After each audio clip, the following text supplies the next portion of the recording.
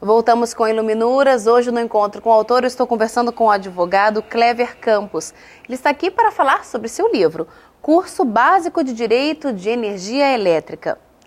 Clever, a energia elétrica integra o setor público, ainda que ela possa ser desenvolvida pelo sistema privado. Na sua opinião, o governo está conseguindo trabalhar com essas duas fronteiras no que diz respeito à política energética?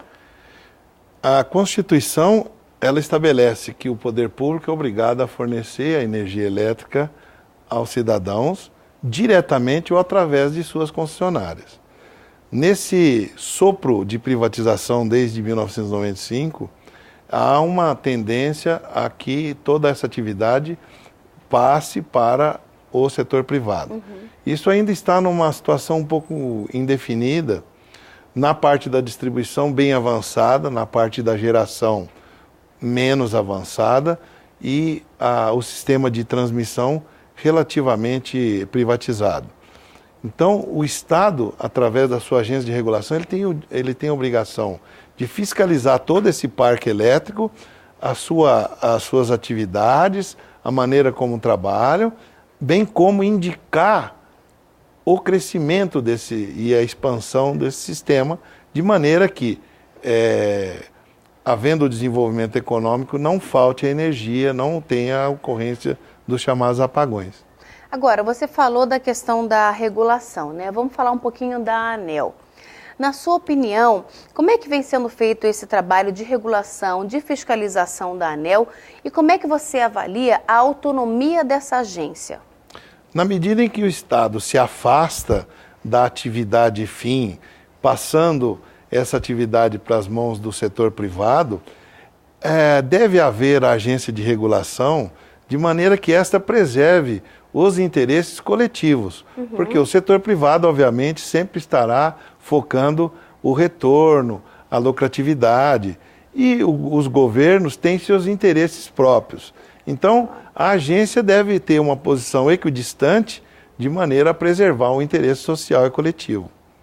Eu queria falar um pouquinho também sobre essa questão da usina de Belo Monte. Por que esse processo está sendo tão conturbado? Esse processo é conturbado porque envolve interesses múltiplos, de meio ambiente, de desenvolvimento econômico, do próprio retorno do capital investido. E essa é a razão dessa conturbação e o próprio interesse do governo em ter essa, vamos dizer assim, esse mérito da execução da obra. Então, e esse é o ponto fundamental do direito de energia elétrica, ele esbarra em interesses enormes, primeiramente na parte da identificação do potencial, aonde se encontra esse potencial, na parte da maneira como se licita a obra, da maneira como se explora, o potencial que isso vai assegurar, e isso, por estar próximo a uma reserva indígena, que preserva demais a natureza, sempre vai ter esse conflito de interesse muito grande. O que é de se observar é o fato do setor privado ter se afastado da licitação.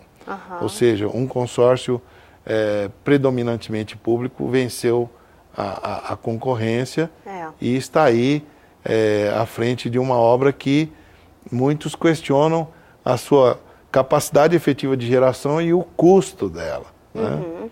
Agora, Clever, na sua opinião, o que poderia ser feito no nosso país para melhorar a qualidade do fornecimento e que esse fornecimento realmente chegue às comunidades mais distantes? O setor elétrico ele exige muito planejamento estratégico, porque muitas vezes você, pela falta de planejamento, você tem uma perda de oportunidade de crescimento econômico. Então, foi o que aconteceu no ano 2000, 2001, tínhamos uma previsão de muito crescimento econômico e de repente esbarrou na falta da energia.